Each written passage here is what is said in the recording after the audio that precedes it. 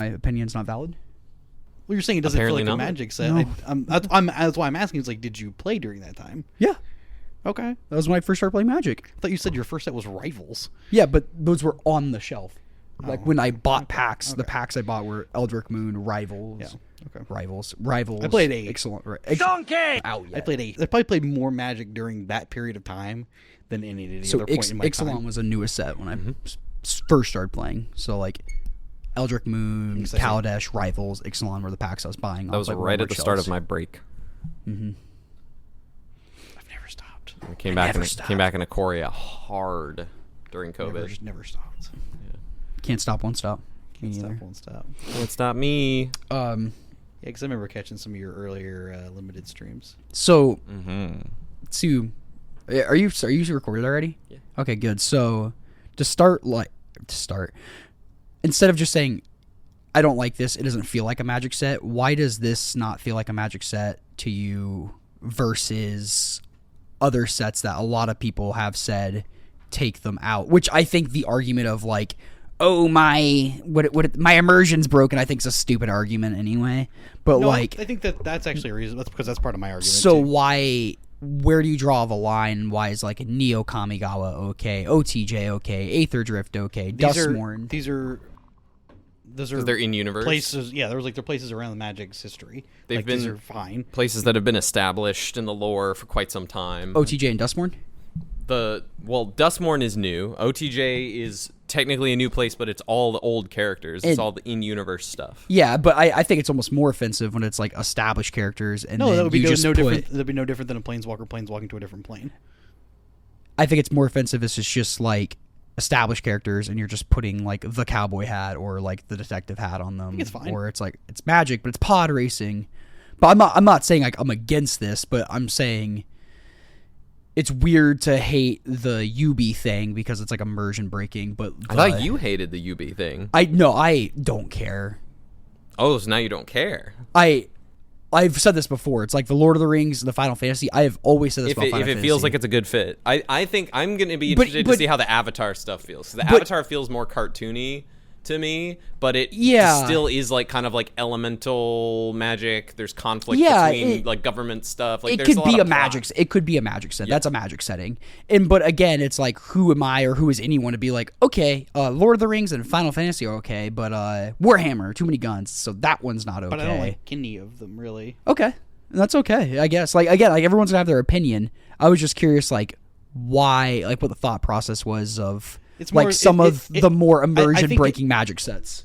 I think one of the bigger things for me is that it takes away from like how special like some particular sets of Magic are. Like there are obviously some very, very, very beloved sets of Magic. Ravnica, Bloomburrow being a newer one. Innistrad, Bloomburrow, Yeah. these type sets that people are just very attached to, and when you have sets like this, that they're it's upfront that they're not Magic. They're not like internal Magic property, and they're going to sell more than any other set of Magic that's ever been printed. Oh yeah, And that's infuriating. Again, that's infuriating to me. Again, I'm not like trying to like on anybody else. Yeah, like they're allowed to talk about. You're allowed to like what you like, but for me, I think that just takes away from like how special some of these all time just absolute banger sets are. I agree that it can take away from some of it because there is an amount of like we've been in the game for people who have been in the game and in the lore. As much as it's kind of sparse throughout sets, it exists. There is a thread you can follow along Magic's history, and like people have done videos. Like Spice 8 Rack has done long videos that are the lore has been lacking for a while. Yeah, it's like been, they have made some serious cuts to that. Well, it's ebbed and flowed throughout its entire time. Yeah, it's been very inconsistent and obviously non-existent at the beginning. And like, well, I mean, the first the first set wasn't. It was pretty actually heavy in lore. If you think about it, it's just entirely based off of D&D, for the most part, like based off of D&D, which has a ton of lore to it. Yeah, they drew like a lot of like parallels, inspiration, but there was no like D&D characters. Or no, I mean you start to get, and then you do start to immediately get lore in its first expansion, Arabian Nights. That's a set filled with callbacks to not necessarily in Magic World, but like it's in a way. set. In a way, it's basically it is a first UB set. Yeah. But they did not frame. Obviously, it's not framed that way. So I was Right. a little bit different in the set. So you just don't like the and magic- you don't like the game. frame The game of the was cards? less than a year old when they came out with that. Come So on. you don't like the specific frame of UB cards? Is what you're That's saying? No. anything- Oh, no, you said the framing. frame of it. My bad. Yeah, I framing thought you meant you don't like No. the UB frames. No, No. I could care less what the frame of a Magic card They're looks just kind of like. whatever. I mean, I do like old border frames. but- And I guess like coming from your point too, Hippo, like it doesn't have to be like a zero sum.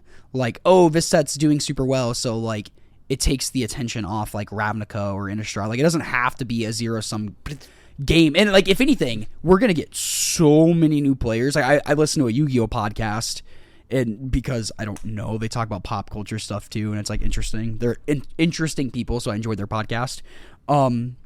And they've been talking a lot about like Secret Lair draw when that happens, because they'll just talk about TCG space in general. Then of course they're talking about like a lot of Final Fantasy stuff, and like one of them's a big Final Fantasy nerd, and they're gonna be buying Magic products. So it's like, okay, maybe that gets them like more interested in other stuff, and maybe it's like, oh wow, this world of Innistrad or this world of Ravnica is really cool. I had people message me that I didn't talk to since high school, ask me about Lord of the Rings stuff because they knew I played Magic, because I post on Instagram and stuff. The building a bridge from one clan of things to another, totally fine. No issues with that. I think that is a good part of the game. Not arguing with that. I guess I'm an old Magic player. No, I agree. I would rather see like Ravnica have the success. Yes, I would. Yeah, that's what, of course. Yeah, Yeah. So like, because I remember when the very first set I ever played was RTR. Mm-hmm. So when we got Guilds of Ravnica, like that was huge for me. I was We're like, oh, we're going back. I was beyond excited. I was just so pumped to go Same. back to Ravnica. I was like, this is so sick.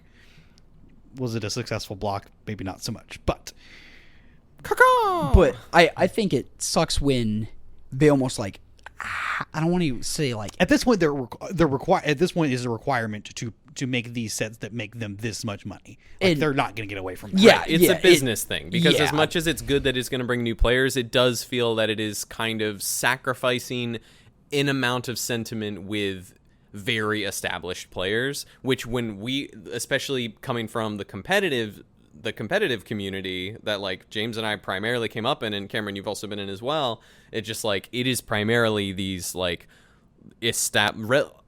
on average, I think it is these established players who have been in the game for a while, and humans just kind of, we're good at pattern recognition. We like consistency. We like kind of getting set in our ways, and so we crave comfortability. We crave these patterns that we can kind of see from set to set or from product to product. That's part of my, and that's I had an issue with it.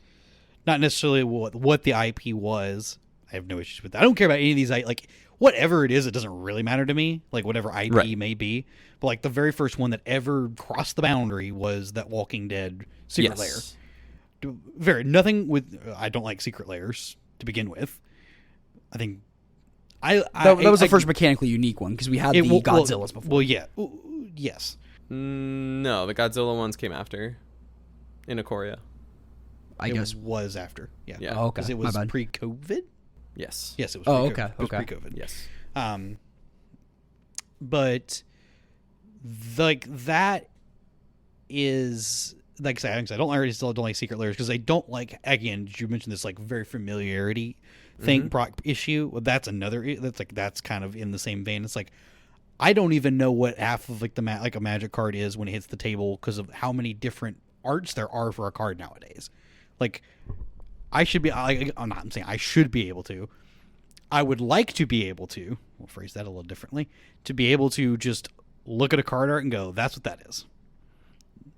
Like I like having, and somebody would argue, well, doesn't that make a promo bad? Well, no, there were so many fewer of them. There weren't like 9,000 printings of a card. I think that Ikoria came out first, but I think that ship has sailed so much. Well, again, I know It's that's just- like 5 years yeah. ago. It's like a 5-year-old issue. Yeah, like that exactly. But it's, We are old man shouting I don't at know. clouds. I like the two of us. I love the different art I can choose from. I and don't. stuff. So I like having, again, like I said, I like being able to just look across the table and go, that's what that is.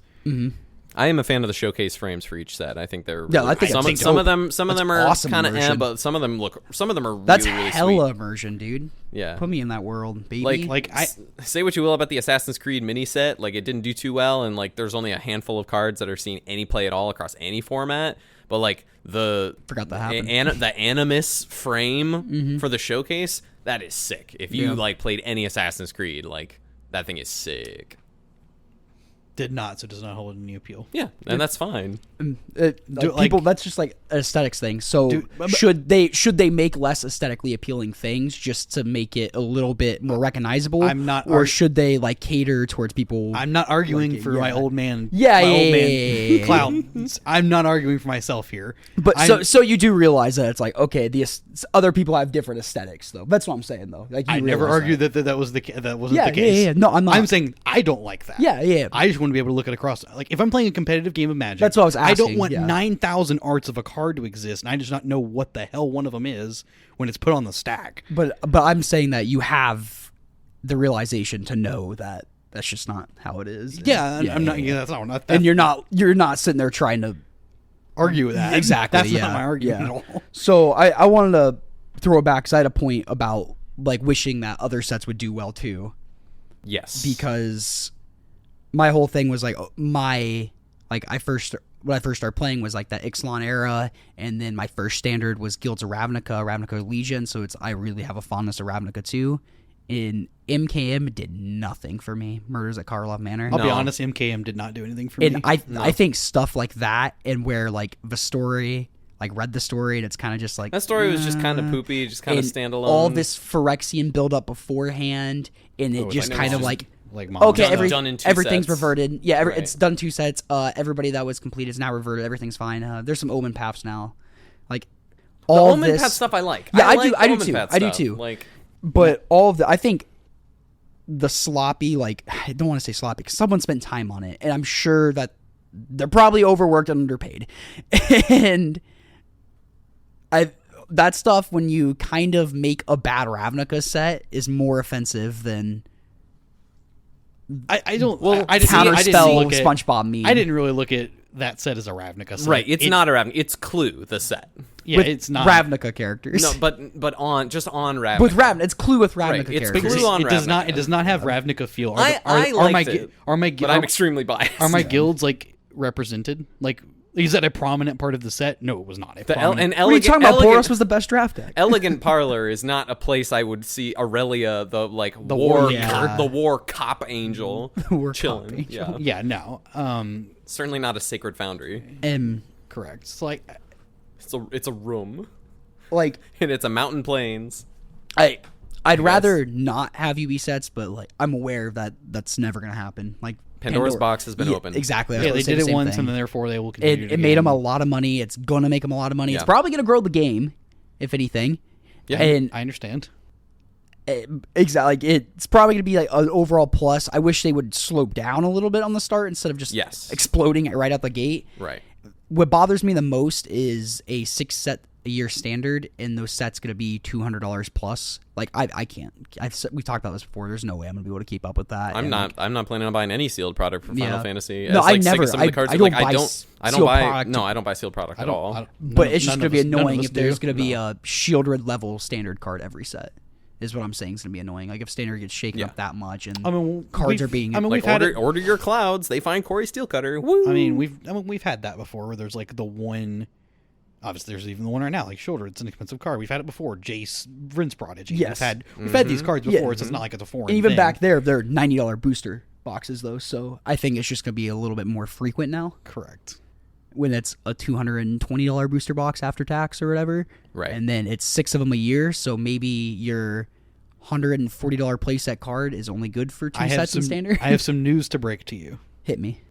They're not making the game for you. They're making it for Commander players. Oh, 100%. Yeah, that was the other note I put on my phone. It's like it's not. It's like it's totally for Commander. Was players. like the focus of Magic has just changed. Like you don't walk into a Pro Tour anymore and like It's the it's main the event's busy- the Pro Tour. The main event is Game Nights Live. We talked about that before.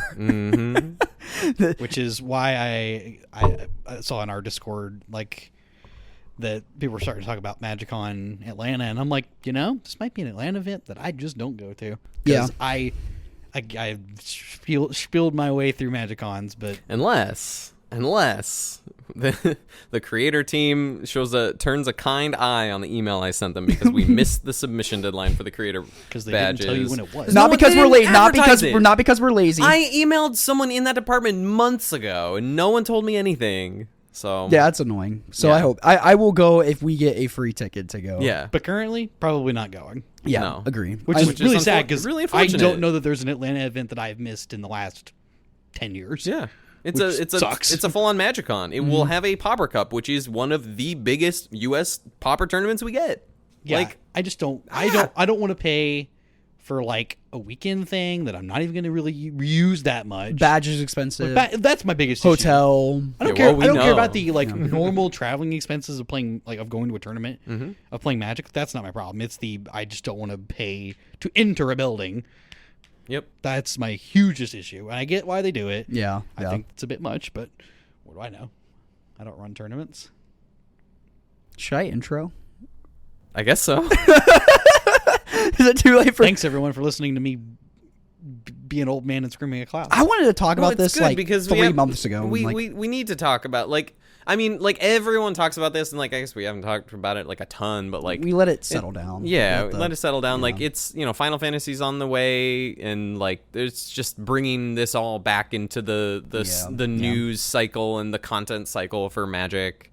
And like I think we're of like relatively similar positions. We just have like slightly different pain points, I think. Yeah. Oh, I agree. None of us are thrilled about it. Right. We all realize like there's no way this isn't going anywhere. No, it's not going to go anywhere. Are any of us quitting Magic? No. Nope. We're addicted. Well, this is Well, our 76th depends- episode of content. I think we're in. Depends on how slim you want to get to the magicking. If True. anything, I will always cube and play Pauper. Yes. Unlike I will say, unless Pauper became like dominant by Spider-Man. great thing about Pauper, not a ton of showcase frames on commons. So when we're doing commentary, I want you don't really showcase have to cup worry of about- noodles. Instant I ramen. want- Or that's what it was. Yeah, instant ramen, not Instant cup of ramen. noodles. Instant ramen. That, however, I immediately, when I first saw that come up last week, I was like, that has got alter written all over it. Yeah. Like, Oh. please alter this card. Yeah. Yes. Yeah. Yes. Just easy. No, that's funny. No, it's pretty sweet. We'll jump the gun a little bit. I think that card's great. It's pretty good. Yeah, I think that card's gonna be playable. pretty good. I think 100%. it's gonna be playable. 2-mana food, draws a card with flash. It's pretty good. Yeah. Yeah, It's totally fine. I mean, I think I explained it. Like somebody asked, they're like, "Why is this better than Limbus?" And I was like, "There is an opportunity that you like the Fey players like don't let Limbus resolve on a main phase. If you just don't do it on a main phase, and then they're like, "Oh, that's awkward." Yeah. It definitely has more agency against counter spells. It Yeah, lets I like that. you hold up interaction too. Yeah, I like Yes. that. Which is very, very I'm a nice. I like that a lot. So And then they don't do anything. You're like, all right, I'll still just pay 2 mana, put my artifact into play, and draw a card. Exactly. Yeah.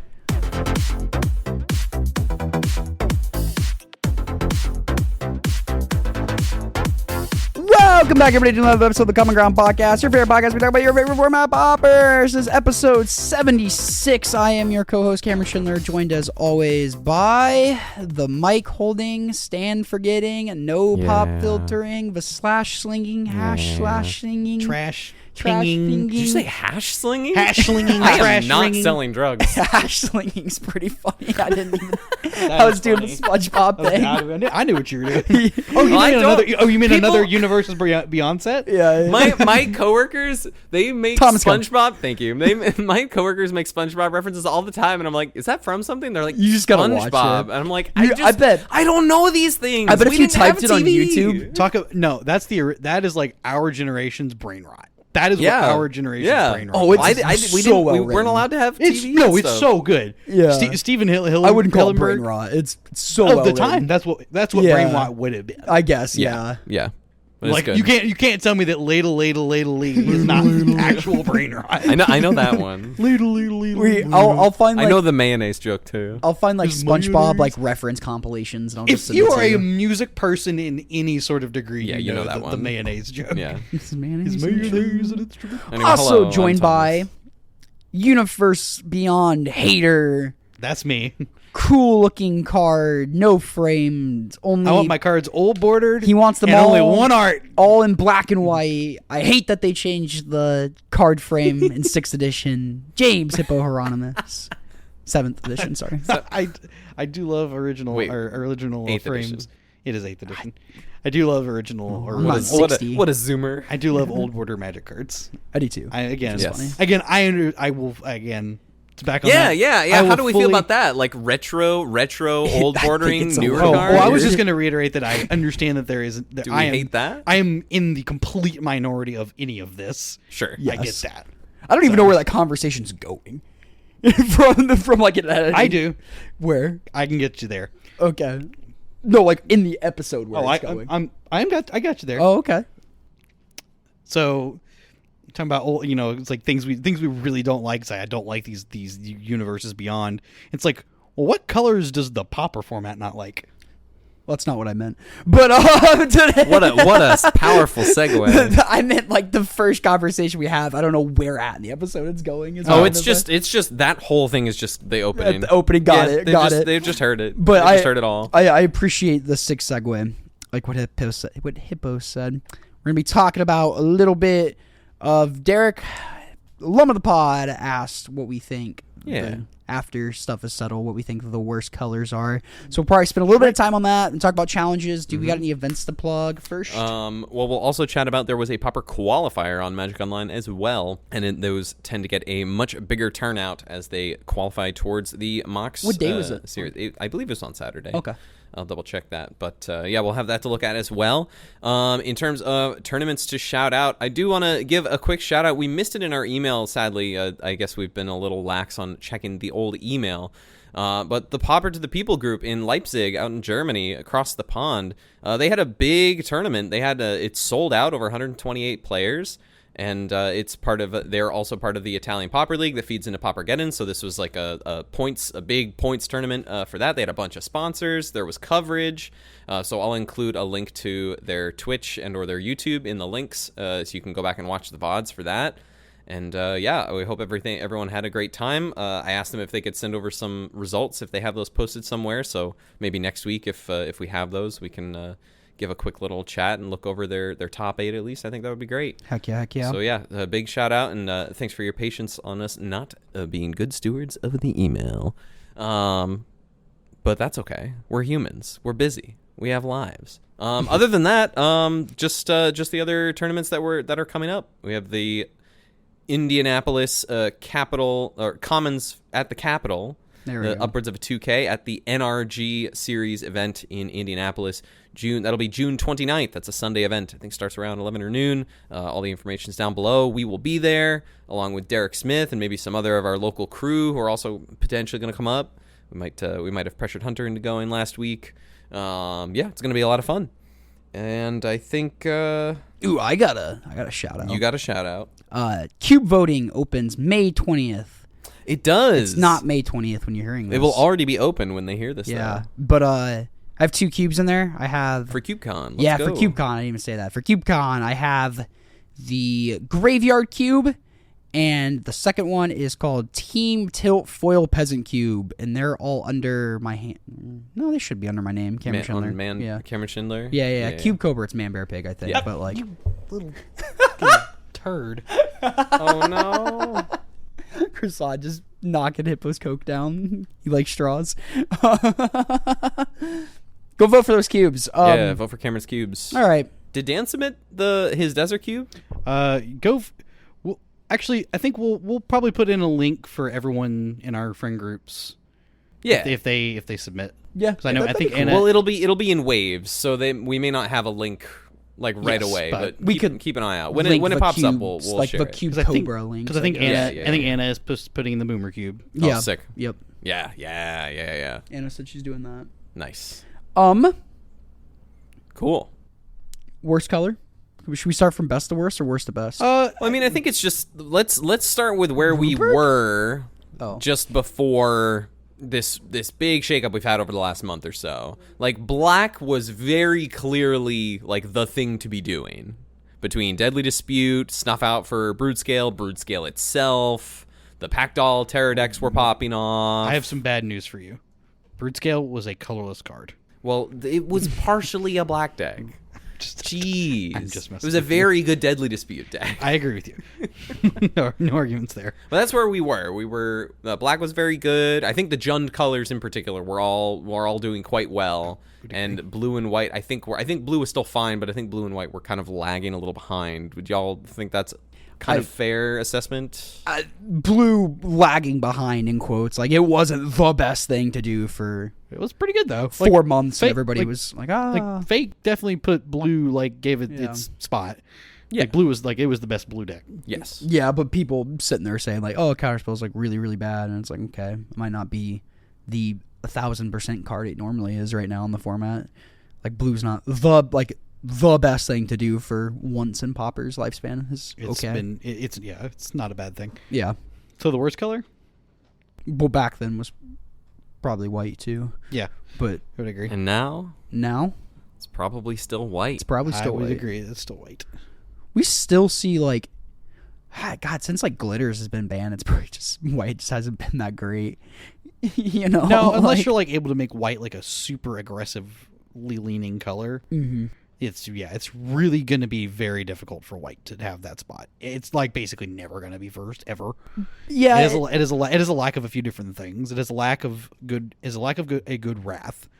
So it cannot be the controlling color of the format. yeah. It lacks a good card advantage. Yes, you have Thraben Inspector, those type cards. Those are just not going to quite cut it yet. Mm-hmm. When you're comparing it to like draw twos from the other colors. But all those can be like fixed when you pair it black In theory, yes. or red. In theory, yes. So, but on its own, I do think white is pretty far and away the worst color. It's. I don't think it's like terrible. I don't think it's terrible. Because I you'll still think still it's see great. people do like well with like white weenie. Yeah, J-Wave still crushing things Yeah, out you there. can bring white weenie to a local and do well with it. Like Glen Hawk and Core Skyfish are always gonna be be decent Fine. cards They're going to be fine. until they get power crept completely out by who knows when. That'll be sad. Probably not too far off in the distant future. Whatever new card they print, but like pairing it with the red, like the Boros Synth stuff, is still like a popular option. But I do agree, it's just not like the strongest thing to be doing like by itself. It just feels a little like lackluster. Like you can, like the mono white deck can be like fast, have like the really good starts, but it can peter out.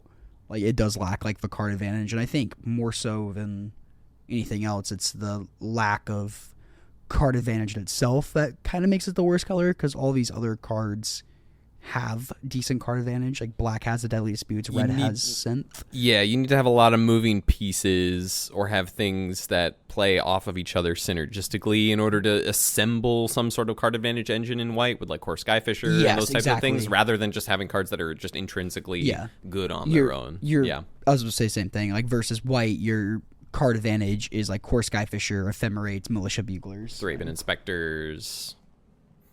And it's kind of like playing small ball when there's a lot of other stuff to be doing in the format that can potentially be a lot more impactful. Mm-hmm. Like if you run up against a bunch of like Clockwork Percussionists, like awesome, Thraben Inspector looks great. Yeah. But like outside of that, Yeah, basically, I think we've said this before. It's like when the red deck is good, that's a good deck. Mm-hmm. Like that deck just absolutely just. And the red deck's still around a ton. Yeah, but it's not like one of the best. I don't think it's the best. I don't think it's in the top like 4 or 5 best decks in the format though. Like the red deck proper, I don't think it is. That was just my opinion. I see it top 8 every challenge still. I think that's just by virtue of what the deck does. But regardless, I think when that deck is like one of the 2 to 3 best things to be doing, the white deck is like very strong. yeah. Because it also just had, because now on the other side of white not being good in the departments I previously mentioned, it does, however, have some really, really banger sideboard cards. Yes. Like Dust to Dust, banger sideboard card. Mm-hmm. Cards like that, those are very strong. Yeah, you can hose Affinity pretty hard. Yeah. Like Affinity's popular, like Dust to Dust, Revoke You can- Existence. Yeah, if you really wanted to just beat artifact lands, you can beat that. Yeah. Or red cards, you can beat red cards. And it still has really powerful role player cards like the Raven Charm, like one of That the best card's very cards at strong. doing what it does. Circle Protection Blue. Like, just... I think Tear her Thraben- outta here. I think Thraben Charm is probably one of the reasons to be playing white if you are going to. Yeah. Or Glenhawk. No, my I heart. wouldn't even say Glenhawk. Oh, you pair. Borosynth is still okay. I wouldn't. I would put it in Skyfisher's hands, not necessarily Glenhawk's hands. Okay. Potato. Because it just does the white weenie thing too. So What would you say fourth? I don't think I have, like, a clear spot for It's third and fourth. tougher for me like, after this. It's red or green. Really? I think it's red. I think. I would put black in this spot myself personally. And I can give you one card answer as to why I wouldn't. Hit us. Toxin Analysis. I think that's good enough reason to not put black in fourth. That card single-handedly invalidates creature matchups. Right, but that's alongside Krark-Clan Shaman more often than it is I against get it, but I think that paired like, with Crypt Rats. but are we looking at these like are we looking at these with like paired with other colors or just like independently on their own? I'm looking at independent cards and overall Decks. and Well, Grixis Affinity being majority black, Grixis too. Affinity is probably the Fog. best black deck right now. Fog has been crushing. No, somebody has been Ivan- crushing. Ivernop has been crushing. Yeah, I was like, yes. well, that still. I mean, it's still one of the only people playing it.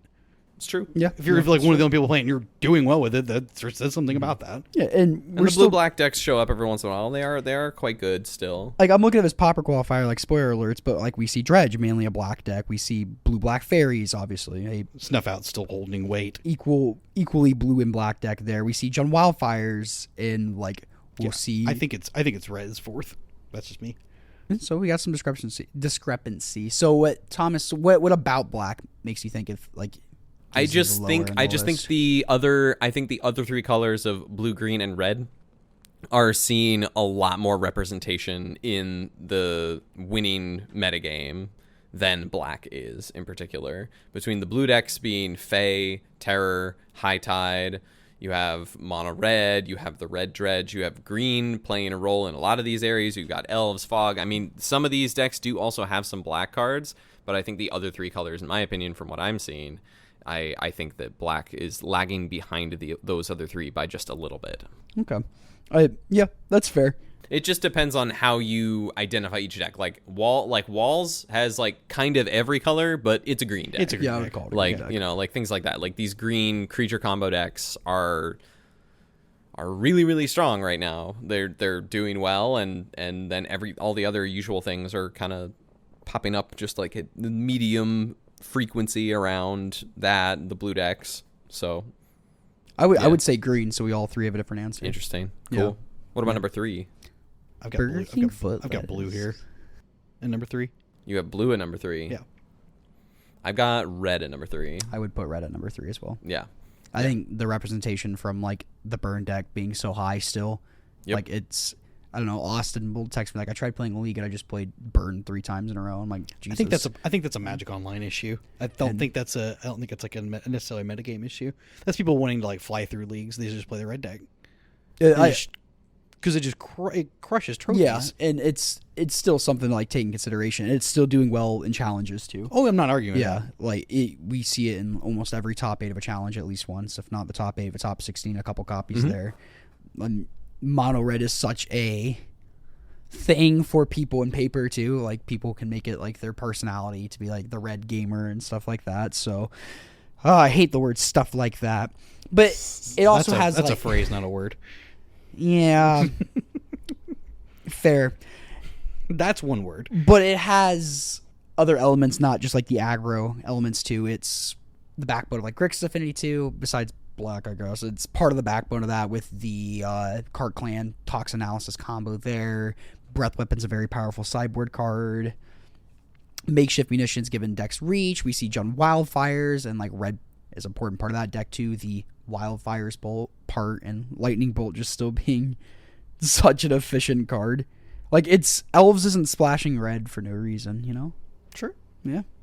So Thomas, thoughts on why? I want to hear Thomas Any thoughts on that? All basically the same reasons. I think that it covers more ground across like the Ponza spectrum as well, alongside green.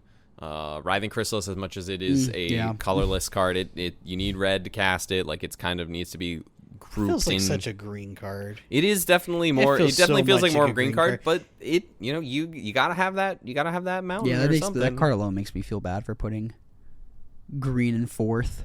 But I don't like stuff like this is like so like not anecdotal, but like hypothetical. Like yeah, and it's also it can be extremely biased. Yeah, exactly. Like, that's totally fine. Yeah. Like, I like these more as like conversation starters than being like So I got blue in third.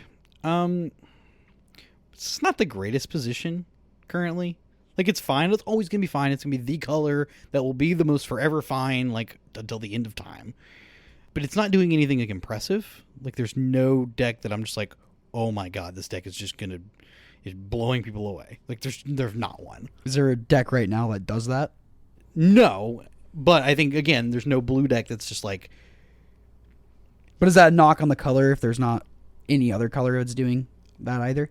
Oh, you're talking about other colors, yeah, or like other decks that are. I think there are other I think there are other colors that are way overperforming than blue. I think blue is just like fine. Like it's always going to be fine. That's why I just stuck it in the middle. It's just going to be fine. Counterspell will forever be good. There's no convincing that will tell me that that's not going to be the case. So if Counterspell is bad, then I'll put it lower. But if at some point Counterspell is great, I would move it up. But I think it is just fine. You heard it here. Hippo thinks Counterspell's bad. I did not say Counterspell is bad. I'm kidding. I did not say Counterspell is bad. 2? 2 for me is green. Dang, why so high? What? Because it's good. Green's really good right now. Like I mentioned before, the creature combo decks, elves, walls. It's part of the dredge deck. Some infect lists are showing up. It's part of the spy deck. Boggles. Yeah, you're right, man. You're Ponza, Writhing Chrysalis, like the random a mono on 420 a mono green plant like Saproline tokens list was able to top 8 the challenge. Well, that's just because it had the power. It had the power. It had the power. But like green is I put Malevolent Rumble as the most powerful card in the format like several weeks ago when we talked about the top cards before the bans. I still stand by. I don't know if I would put that at number 1 now, but it's still stand by Malevolent Rumble being an extremely strong card that fuels several archetypes. Spoiler: green is my number 1.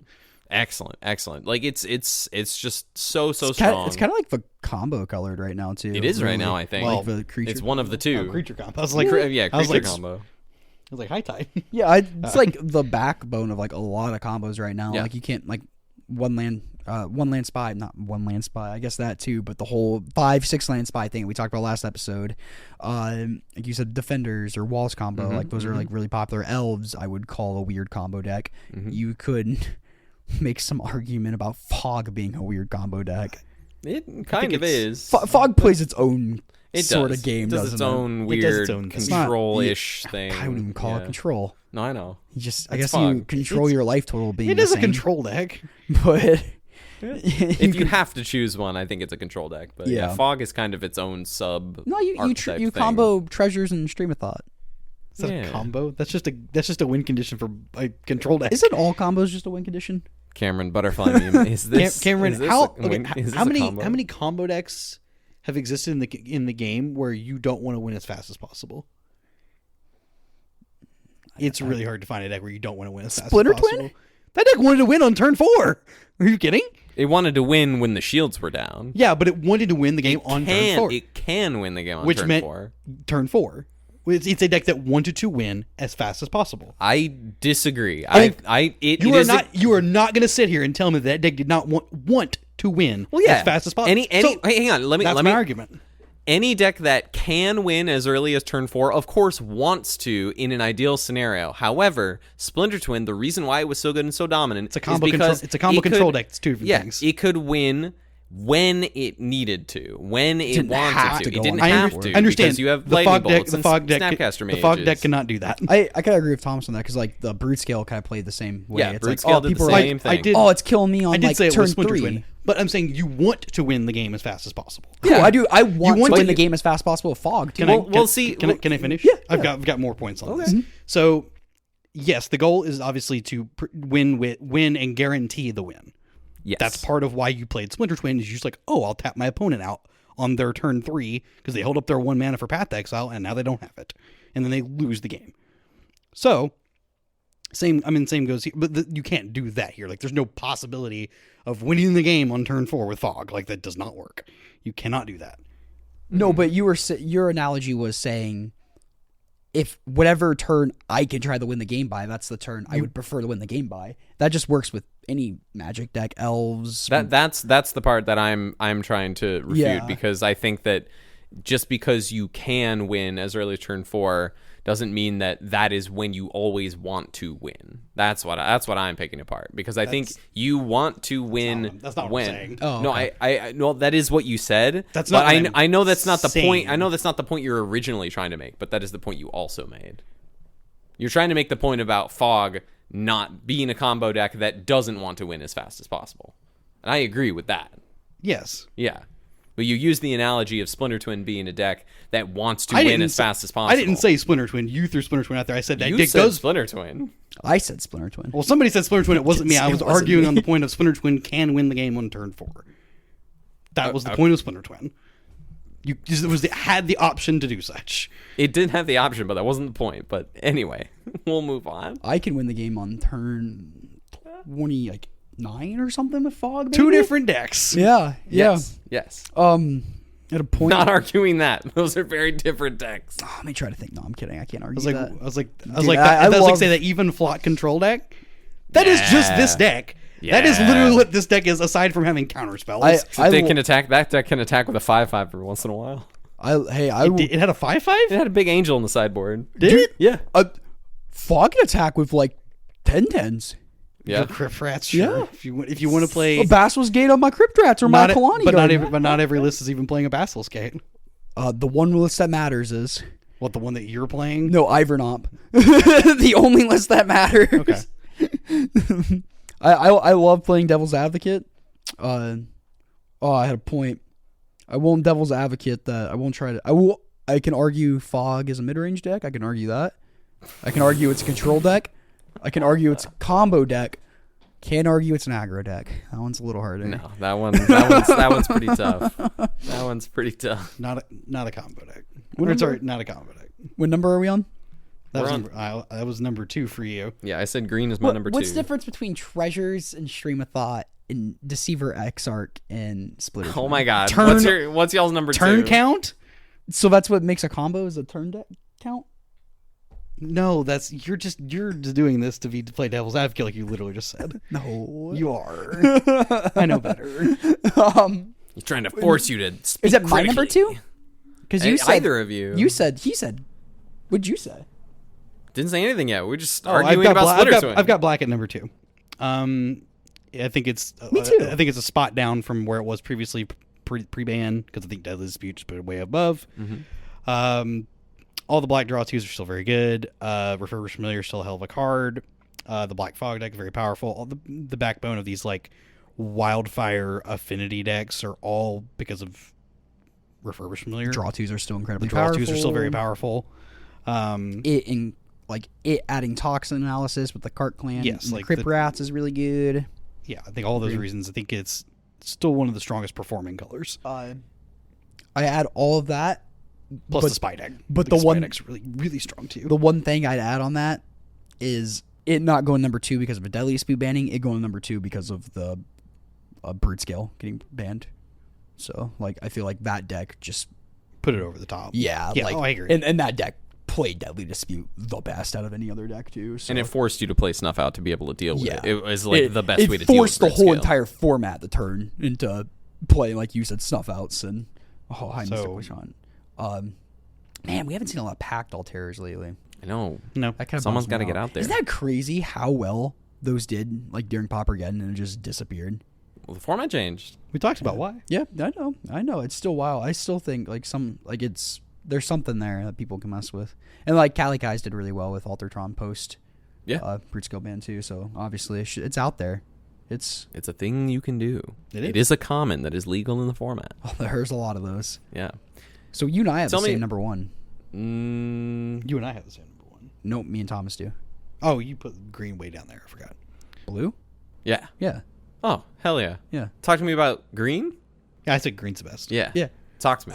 Talk to you. Yeah. So it's like it's holding up a lot of decks right now, like the color itself.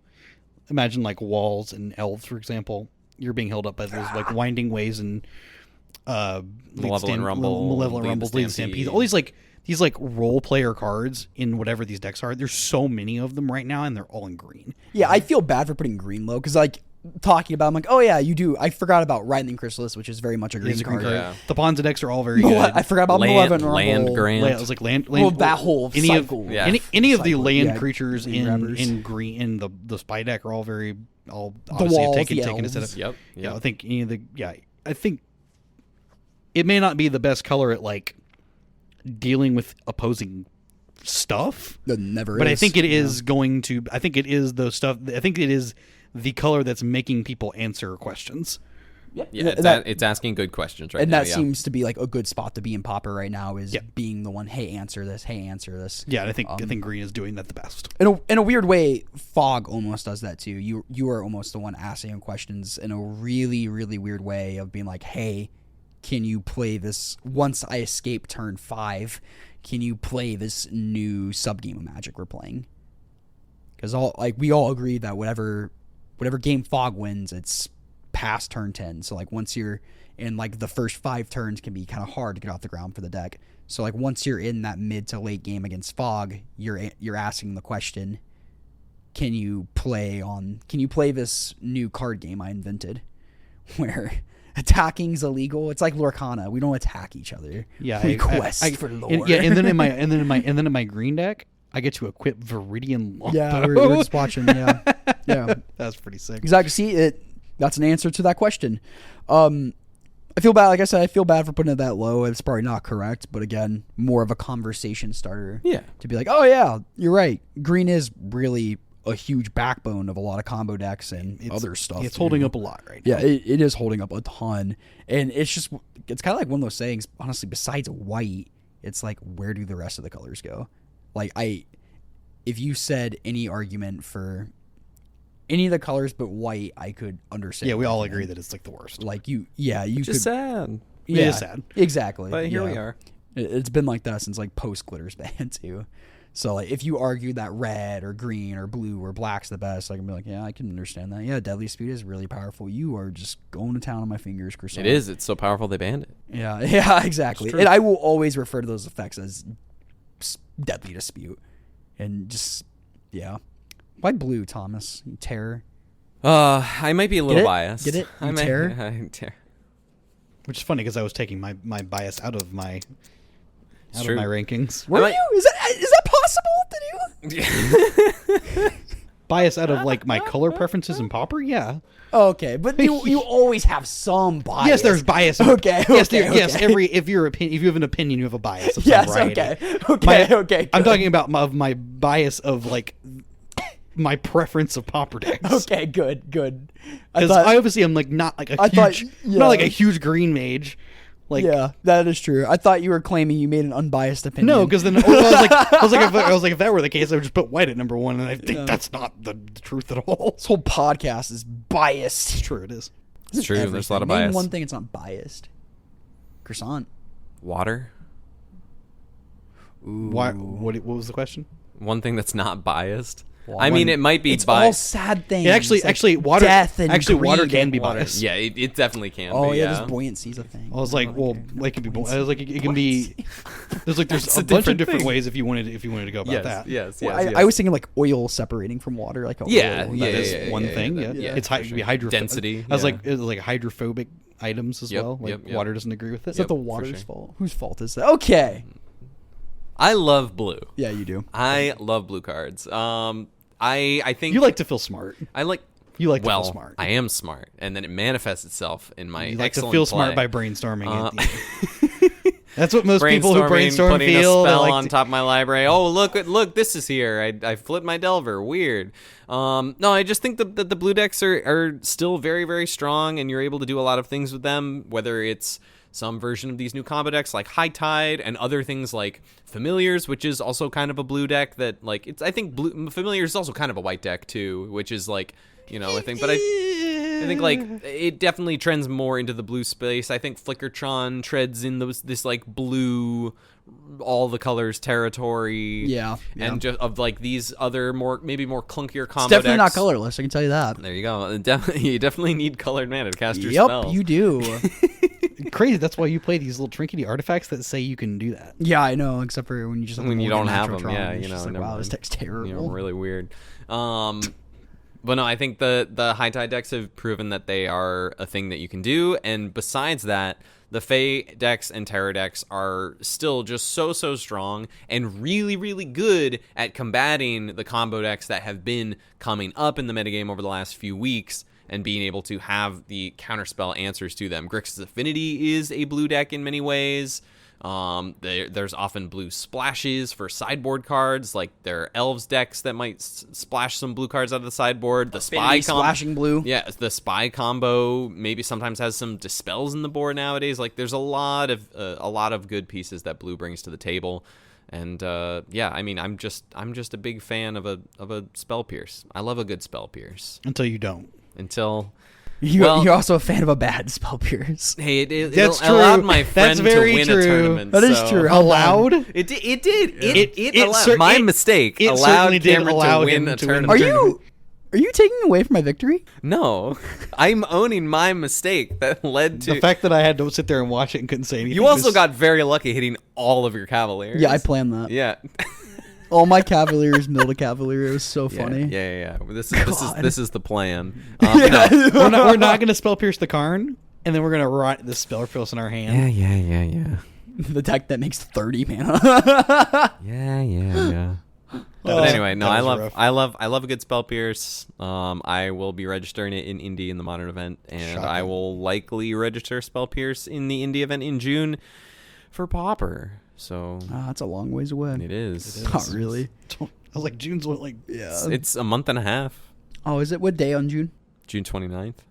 Okay. It's Yeah, like yeah, 40 so days. It's like very into June. Got it. 40 days away. Yeah. Okay. I got time to think about what I want to play Yeah. then. Because I am clueless. I'm not gonna repeat any of the points why I put blue that Thomas made. It's just all because of spell pierce. Just spell pierce. It's just this huge totem. No, I'm kidding. I got him. We got him. I don't know. I've been playing like a lot of Fae for like pickup games, and I've played Terror before in the past. I've enjoyed those decks, and they are fun, very powerful decks.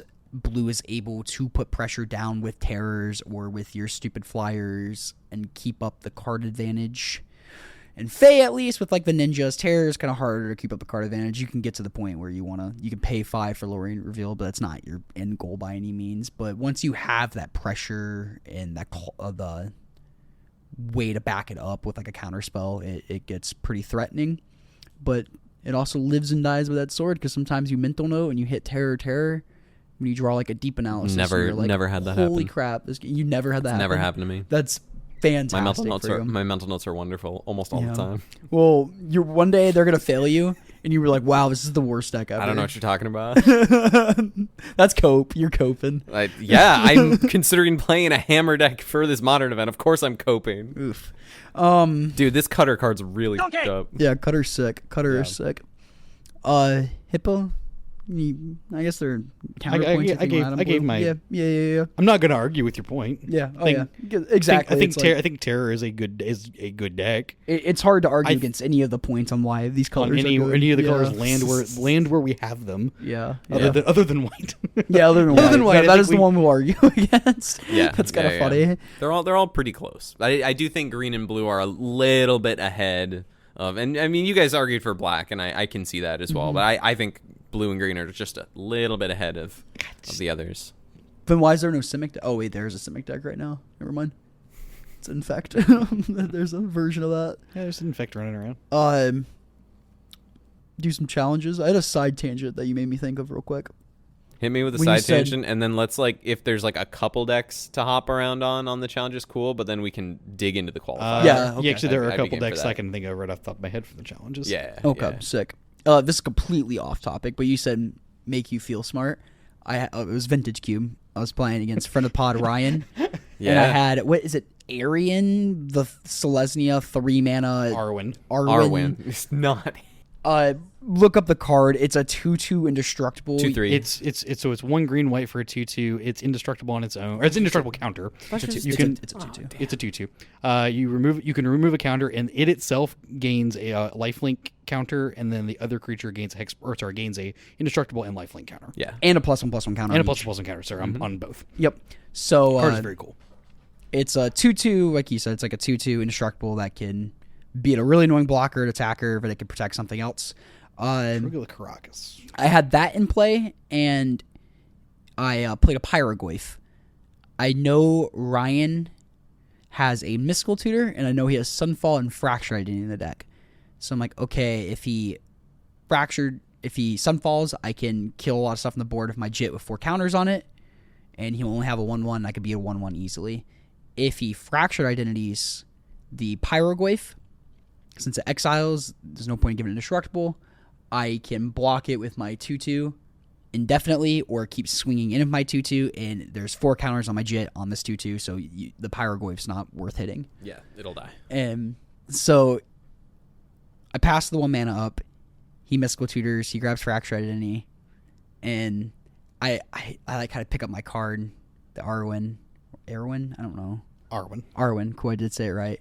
And like Anna's watching the game, or team drafting. I look at Anna. I'm like, oh, it says another target creature, and I'm like, oh, it's indestructible. It's not hexproof anyway. So I kind of like say that and like put it down. Cheeky. And he probably was playing Divas. I like to think I like talked him into the play. Probably not. Ryan's a very smart Magic player. This is true. He Mystical Tutor. He grabs a Fracture Identity. He Fracture Identities the Arwen, and I'm like, remove 2 counters from Jit and kill it. And I turn around and I Nice. high five Anna. Nice. I also, in that same cube draft, I would like to note that your entire team lost to me tinkering for Blightsteel and attacking. Yeah, with it. me, Anna, Your and Devin. whole team lost to attacking with Blightsteel. Yeah, In me- 2025. in 2020. I I almost think it would happen. I didn't either. I almost beat it. I chumped once, and I played a Headlord Skyner to attack You for. quote chumped. Yeah. I Go took to 9 infect. poison. Yeah. Yeah. Exactly. And I'm like, okay, I can kill him on the crack back with Headline Scarlet, and he had this subtlety. And then game 2, we both mulled the 5, and he ripped the Tinker. I ripped Tinker on turn 3. Yeah. I was like, well, I'm Yeah. just powerful at this game, I guess. I'm like, okay. It And was he's- turn 2. Was turn 2? Yeah, you had the Karma Guide. Or the Simian Spirit Guide. or Oh, whatever it's that called. Elvish Spirit Guide. Yeah. I forgot. Yeah, that's right. So You're right. I you're did. like, I ripped it. I'm like, that doesn't make me feel better. But me, Make Anna, and make me Devin, feel better. me, Anna, and Devin all 1-2'd. So powerful magicians. Couldn't believe I beat Devin on his not. He went turn 1 Mox Opal, cast stock up on turn 1, and I'm just like, what in the actual Forgot to play his land. And what in the actual vintage is this nonsense? Yeah, was then he pretty just doesn't funny. play a land and passes the whole turn. Yeah. I'm like, and I might end up losing that game, but I won the match. Sorry for the side Nice. tangent. That was a funny cute moment. Don't apologize yeah. for art. Yeah, for art. Ooh, we call my play art. Blightsteel Colossus is art. Yes, that's cooking. Yeah. I cannot believe in 2025. that one. 6 games of Magic. That was in the year funny. 2025. That was the worst Black Lotus I've ever played. Like in any Yeah, you're- one of my games, my Black Lotus was like good, and I'm like the other times it was kind of just sad. It just came when I was like It can hell. be like that sometimes. It was just no. hellbent. I It's draw weird. it, or like the one opening hand I had Black Lotus. It was land. I mulled the 5. It was I bottom 2 lands. I kept land, Black Lotus, Skull Clamp, and Chain Lightning. Oh no. I'm just like this Black Lotus. We better draw something. There was one time I top decked it to play Othari on turn 3. That's pretty Yeah. good. Exactly. That's that, good. that was the That's best. worth time. it. Yeah, Yeah. that was Like, that's pretty yeah, good. that was the best it was, Yeah. which is very good. So, Word. What are some lists y'all want to call out from these challenges here before we dive into the qualifier? Two of the winning deck lists from this weekend I want to call out. Yes. hit us with the dates too from what challenges do. I believe Sunday was the Elves win. Yeah, so Friday the 16th, Saturday the 17th, and Sunday the 18th. Sunday had 72 players. yeah, it's pretty So good. Sunday we had have Elves winning. Yeah, Uh, it did. Love to see that. Was it Friday or Saturday? I cannot remember which one was won by the or the Inside Out combo. I have neither. None of them won. It got top 4. Oh, by I'm Tablinski. sorry. I thought it won. My apologies. Still, Regardless, that's a good showing for that deck. Yep, the 17th Kerblinski. Because that deck top is 4 not good. Well, Kerblinski tweeted it like when Snuff Out is at a low, this is the best time to play the deck. Oh, I agree. Yeah. I still think the deck is good. It's a very fragile deck. Yeah, hard to argue there. And any other lists that you want to pop out there? Those are mine specifically. Okay. Those are just cool ones that I just remembered seeing. Yeah. Infect actually was another one that popped up. Yep. That Infect had a top 8. We got a High Tide top 8. A couple of Walls top 8s, including a finals appearance. I think we have 3 Terror top 8s. I think that Walls deck is secretly very... It's not secretly. Secretly, secretly. very good. It is very good. We also had a Spy top 8 appearance in 5th place on Friday, taking their first loss in the top 8. So congrats to Shaltine. And also Luffy do Chapeau de Bala 9-0 victory on Saturday with good old Grixis Affinity. Shocking. Shall we dive into the qualifier?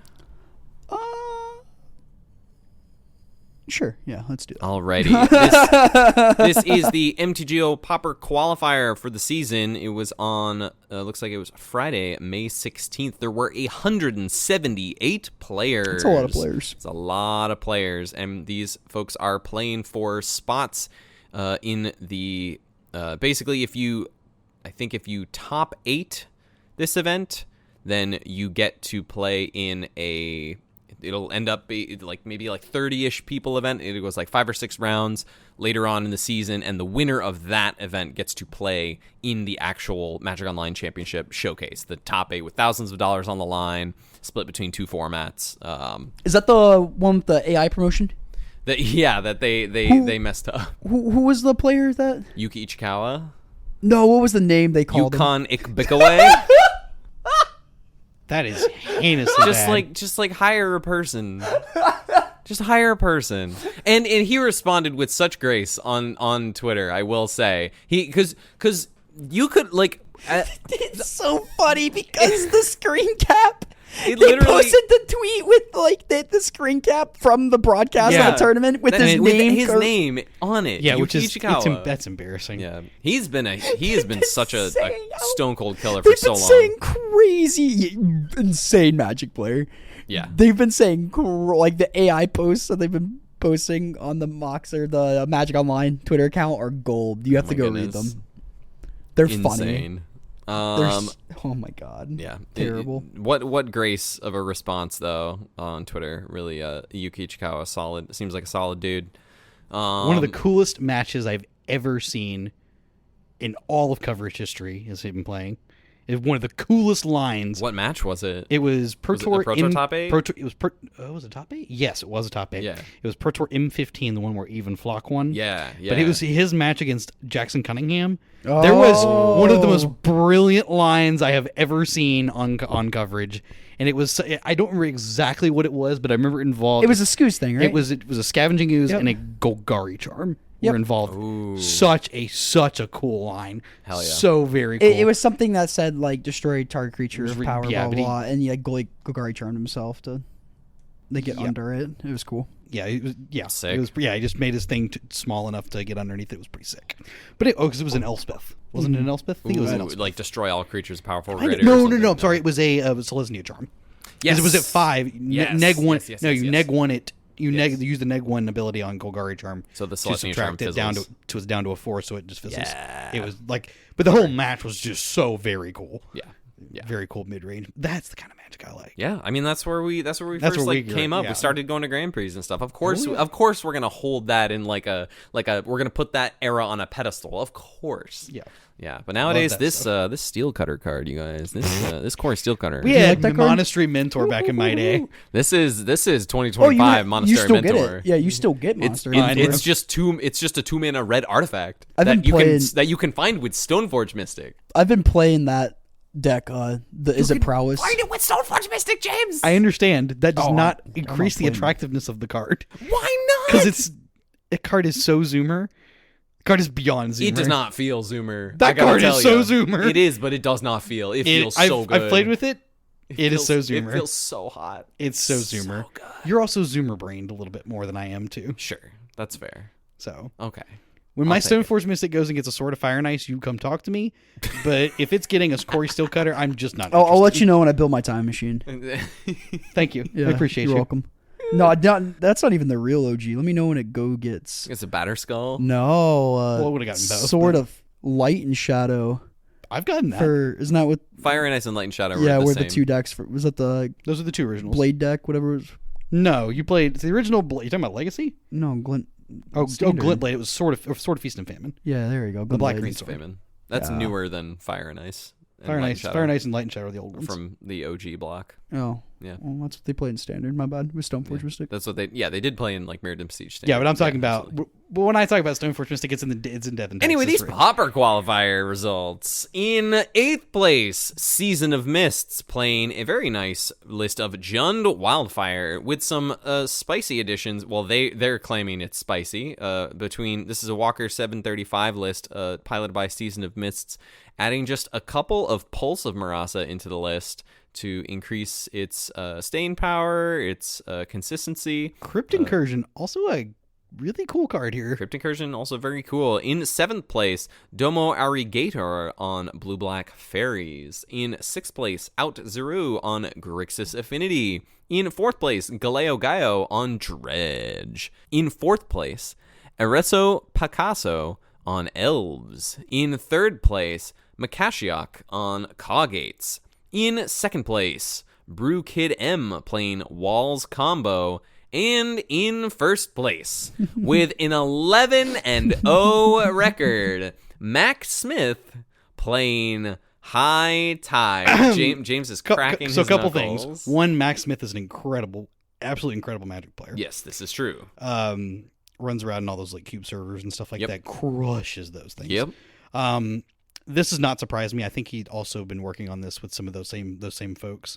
Because I know LSV, he's really good friends with LSV. Yes. And LSV had started to put out some content of this High Tide deck as well. Also put out a Ponza League. He also Or did put out a Pon- Ponza League. Ponza video, yeah. Yeah, so he's been dabbling in other things, which is very, very nice for my viewing experience. Yeah. Very two opposite ends of the spectrum. High Tide. Ponza and High Tide? Ponza. Yeah, that's I think he made note of that too. pretty funny.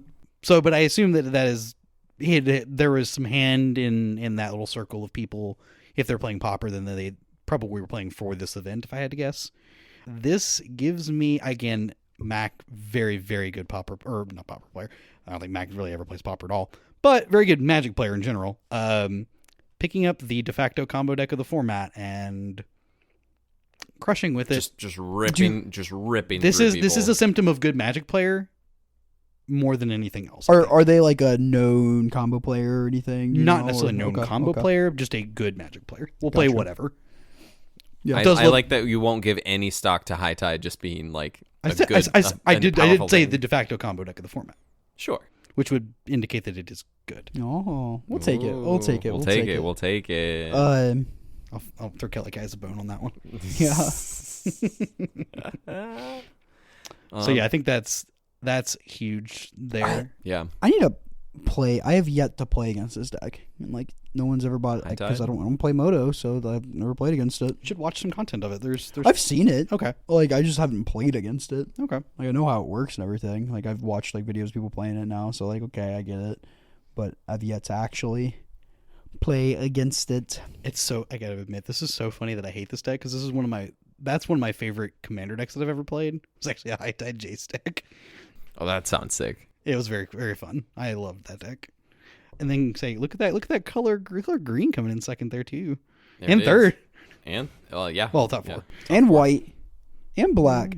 And green in that second place. Yeah, deck. this wall stack has a little bit of everything. It's a green deck. Let's be Yeah, real. it's a green deck. I Yeah, agree. you got the red from the Tuk Tuk Rubble Fort, which is the defender that gives everything haste. You got white in the board for some Crimson Acolytes and some Standard Bearers. You got some Mirror Shell Crabs that Pickled Heart called out in the interview a couple weeks ago. I do like the Scholar is pretty sweet too. So if you're interested in this deck, definitely go listen to that interview Yes. that you did. It was very fun listening. Also, a couple of copies of Fairy Macabre. That's definitely been a newer addition, and Fairy Macabre, I think, very well positioned right now. And that's It's cool. It's another card. It's a card that you get off of your card draw spells. in this deck. Yeah, Yep, exactly. correct. And, exactly. and Hunter's You can tutor saying it. it's pretty hard to interact against when you're on like the combo-y It's also spy version. Yeah, it's not even just good against Spy. It's also good against all the Blood Fountain decks. Really good against the Blood Fountain decks too. Yep. Yeah. Exactly. If you're a winding Decent wave, against you're- Dredge. It has a lot of applications. Because they have like actual no ways of stopping that thing. Nothing I'm aware of. I guess I can look at this list and find out. 'Cause I don't Nothing too crazy in the Dredge list. We've got an Acorn Harvest. This deck plays it every once in a while. We do have 4 Exhumes here, so maybe I'm eating my words from chatting talking low game on the Exhumes last week. I think but, here we Exhumes. are. Yeah, I think Exhume is kind of just de facto part of this deck because you do just get the turn to troll people, kill them. Yeah. Yeah, I don't think Thomas was talking down on it. I think he meant like he was like shocked it's been like absent a little bit. Yeah, I think it. Yeah. I think you should. I think the Dredge deck should absolutely be. Well, the green black version of the deck should be playing Exhume. Yeah. You're I'm Not into the it. mono red version. You're free. Yeah, yeah. Your free win One I equity. can't cast. Yeah, your Dread free win Return. equity is just like really high by doing that, and so I love it. Yeah, I especially game 1 when Yeah, you will see the least graveyard hate. Yeah. Agree. I think people definitely underestimate the power of this deck to just get scrappy too. yeah. That's part of why I enjoyed playing the deck the 3 times that I have. It's just like got a fun, like medium plan. Like, oh, I can just cast my 6-drops. It's not unreasonable. Yeah, and that's Like, why we see this Spy deck kind is- of taking that route too. That's the you same. know? Say the same with in line with a Spy deck, where your deck has a bunch of like 1 to 2 drop enablers that get lands that you can just cast your spells.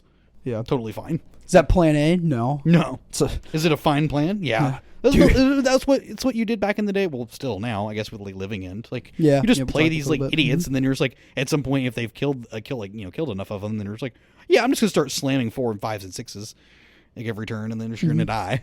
that's what. That's kind of people can talk Magic theory, and we can talk. We think this is the best, whatever. And like especially in like the cube world, to draw like an antidote from there, you hear a lot of talk about this card's not good, or this card's not good in this deck, or this card's not good enough for the vintage cube, or I don't think this card's very good, but it's just not fast enough. It's even in the highest powered vintage cubes, it gets scrappy. A lot of the game. Well, because a lot of the games end up being where people understand. We'll talk if you want to talk vintage cubes specifically. People understand like what cards can like help other people at the table, and you're like, I can't beat that card. I'm going to take it. Yeah. If that's the goal. Like if your goal is to like win a vintage cube, like you start taking cards that beat you. But more in like a broader sense too, like if With that, that's what I'm saying. It's like then the games have to get grinder because you're not losing to just like A plus B. Yeah, You're exactly. end up with a lot of like individually, like your more individual powered cards and then just more. It looks like more soup. like people are sideboarding for your plan A a lot of the times. Yeah, And not necessarily like you're playing B or C. correct. And so like that leads to games getting scrappy, and more just like in general, like Magic cards can look bad, but if like something's somewhat on rate, it can only be so bad. Correct. You know. Yeah. Also want to call out, we've got because this is such a large event, we've got 6-2 records all the way down to 23rd place. So Dang. some really solid showings from everyone. I want to call out one of these mono blue terror lists that's in 6-2. The main deck is basically the exact list that I played. Essentially, it looks to me like the exact main deck that I played last time I brought Terror to Locals, with the 3 Cryptic Serpents, like cutting one of those and playing both Murmuring Mystics who was also playing in it? the main. This is from IB True, Okay. in the top 16. 2 Ponders, 4 Boomerangs, a couple Spell Pierce. Still not messing around with Force Spike, though Force Spike can be very good at times. But yeah, I like dropping the 4th Cryptic Serpent and playing both Murmuring Mystics in the main. I really, really like that with the 16th Island. Sometimes some lists are dropping to 15, but I think 16 has been pretty stock for a bit. But the cards I want to call out specifically is 3 Piracy Charms in the sideboard, which is a super sick card. It's a single blue mana for an instant. It's got 3 modes. You can either give target creature Island Walk until end of turn, or target creature gets +2/-1 until end of turn, or target player discards a card. Now, I think the discard a card is probably the least likely to be used option, but it could potentially come up if you're like, if you and your opponent have been like top decking back and forth and you think they're sitting on like that, holding on to a counter spell or some key, maybe waiting for the right time to toxin analysis something, but they don't have the Krark Clan. I don't know. It could be any number of things, but you can just boop, get rid of that one card and then push your thing through. I'm sure that could come up some amount of the time, but I think that's the least likely used mode. I like +2, -1 because some lists have been playing Gut Shot to like deal with things like Quirion Ranger or just random X1s, maybe an Unflip Delver in the mirror and things like that. Just be able to make sure you don't lose the tempo in the early game. And I like that this does not require you to pay life in order to do that. You could also potentially kill some X1s out of mono red, but I think you have plenty of Hydroblasts to do that, so I don't think that's coming in here. But it does have some applications if you really want to try it. Also, giving your big snake +2 and hitting for 7, not the craziest thing in the world. You could also pump up your Murmuring Mystic and have your Murmuring Mystic actually block something as a 3/4 and block and eat something. I think that's a fun trick to play around with. The other part, the Island Walk until end of turn, I think that's really good in the blue mirrors, especially against fairies when they might just have some random chump blockers when you're just trying to get your terrors through, or in the actual mirror when they have a bunch of Murmuring Mystic tokens. If the game has gone long, you can just give your Terror Island Walk and just push through for some damage. I think that's totally reasonable. So I really like that this is kind of covering for the Gut Shot slot that has been showing up to, I think, specifically deal with Elves, because I think Elves is a very bad matchup for Terror. And outside of that, I think that the rest of the metagame, you at least have good plans, or at least the games are reasonable to good against pretty much the rest of the format. But Elves is, I think, very, very tough. And so having having a little bit of extra leeway in doing a couple little things outside of just being like Gut Shot, I think it's some upside for me. And I would if I am going to be playing Terror for any event coming up, I'm definitely going to look at this Piracy Charm as an option. I think it's pretty sick. I remember the first time I ever got to see this card, it was in a Legacy sideboard of Mr. Tom Ross when he was playing Infect. Ooh. I remember. Oh man, those were the days. Oh yeah. That's the reason I picked Infect as my first Legacy deck that I really played. Yeah. Was Tom Ross. Yeah. I was going to put it together because for the same reasons. Yeah, Tom I started Ross and then I looked at the price of Force of Wills. Yeah, that didn't stop me. A killer on the SCG tour. He actually has the highest win rate. You know what's really impressive too about that? All of his opponents were cheating. Apparently, yeah. Yeah, Jared Betcher, Trevor Humphrey. Yeah, but I think he has the highest win rate, or like chance to win a tournament once he's hit top 8 than anybody else. Yeah, that's ever played in SCG. That's cool. I think. So yeah, take that with what you will. Take that with what you will. Yeah, little factoid. I mean, I basically came up with the hammer deck that we know today. Basically, at the beginning of COVID, I don't know if he came up with it, but he definitely popularized the core package, the core creature type package. Yeah, but that is what made the hammer deck good. Because they're it was just if it fits in his wheelhouse, it's like Infect. Yep. And it does kill. I killed someone with Infect just today on Magic Online. Yeah, so I mean, it's my only match win. He got very popular with the Yawgmoth deck as well. He also just makes decks and then just makes them very popular. Yeah, or makes an existing archetype and that's maybe not very good, but looks appealing, and he just fine tunes the hell out of it. It's very good. Yeah, it's very sweet. I will say I could have had a second match win, but I missed that my construct was lethal if I just get Mox Opal off my Saga and equip the Steel Cutter that I have in play to trample over for exactly lethal. You said the Steel Cutter card, and then my attention span went into the ground. See, it's so good. I'm learning the play patterns with it. These are I'm not used to just having trample haste immediately whenever I want it. That card's so good. It's pretty good. Very, very good. It's pretty good. Any other Pauper notes? 11-0. 11. It's very powerful. That's powerful record. Again, I think that is more to do with him as a Magic player being very good than anything else. Yeah, That's what I have to say there. Yeah. When you put your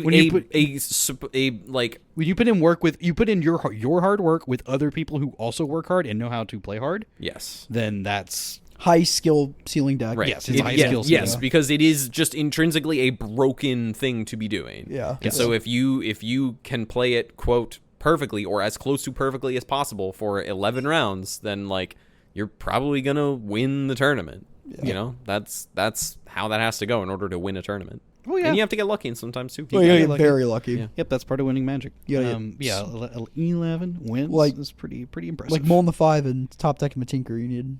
Yeah. Gotta get lucky sometimes. Yeah. Man, I cannot believe. Are you invalidating his win? Oh, 100%. That was so lucky. Oh, I would invalidate my win too if the entire team lost to the exact same thing. I would too. I'd be like, it was just a Blightsteel Colossus. Nobody plays Blightsteel. No one had a no one had a Solitude. No one had a Sword Plowshare. He had a plow. No, I lied. Oh, did you? Yeah, I was You're trying a to keep dirty, play around filthy it. liar. I'm your opponent. I don't have your best interest in mind.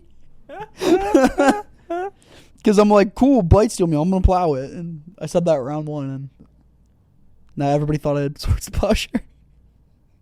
I guess I should ask my teammates. Playing these mind games. So many mind games. The casual team draft with I friends. love it, man. I just want to beat my opponents with good cards. You know my favorite thing to do. Like, why did you beat them with Blightsteel Colossus? I was like, by good cards, I mean Blightsteel Colossus. No, what? No. My deck could also just hardcast it. My deck was pretty sweet. Nice. Yeah. You know my favorite thing to do in Magic is you look beat at me? it. Oh, that. You do it a lot. Look at your opening hand. Gaslight me? That exactly. That's where I'm going. That's in life. Well, that's also Magic too. Yes. You look at your opening hand and it's just a banger, but you kind of just, man, I don't know. Oh yeah. You said I'm on the play. I gotta decide first. I don't know. You will try it, I guess. And then your opponent's like, all right, then I guess I'll try this. Then it sounds like their hand's bad. Yeah. And you just. I don't know. Does it ever do anything? Who knows? But I love doing it. Love it to death. Mental game is the thing. I'm not trying to get mental game on a Friday night cube. Right. I'm already out of my head. Right. That's the thing. It's just like usually I'm just like not in a state to like really dig into the mental game stuff. Is that not like one of the most satisfying things in Magic? Is like tricking your opponent in terms of the rules a little, like obviously like not like don't cheat them or anything, but like that thing or that whole like I told that story of that person like snapcasting maging, targeting their removal spell, but they couldn't actually fetch because they would die to play the removal spell. But the person picked up their cards. That's awesome. Yeah. That's sick. Yeah, I love that. Like that kind of stuff gets me going. Single pay X equals 0. Single pay. Counter it. And if your opponent's like, okay, especially back in the time where like you let it go to the bin, and like judge it, not you. I know. You let it resolve. I know. The game is a lot more friendly now. It is, if that is the case, probably which better is good overall. But we don't need to get into. No, the past. that's another hour conversation. It leads into less feel bads, but yeah. It doesn't lead into pay for your goddamn pact. Yeah. I love that too. All right. If you made it this far, thank you so much for listening. If you got any questions, concerns, reviews, questions, any of that, you can email those to us at commongroundmtgpod@gmail.com. We will read them. Plus, you could join our Discord. It's popping over there. Get it? Popping. Really cool community there. You can go see how quick Kalikais is winning with High Tide. Oh, cut that. Please cut that. He is. He's crushing it. He is crushing with High Tide. Why are we cutting that? Oh, I don't know. I thought it was a jab. I don't know. No. I thought it was a jab. That's one of the things you can go see. That's not being inaccurate. It's impressive. Okay. Winning with like under 4 minutes is pretty quick. Yeah. Great community there. I don't got anything else to add. Leave us a review if you enjoy us. You can do that on any of your podcast listening apps of choice. I think we're well past the whatever. Thank you, Cameron. Yeah, you're welcome. Later, everyone. Thanks for listening, fam. We love you. Stay golden.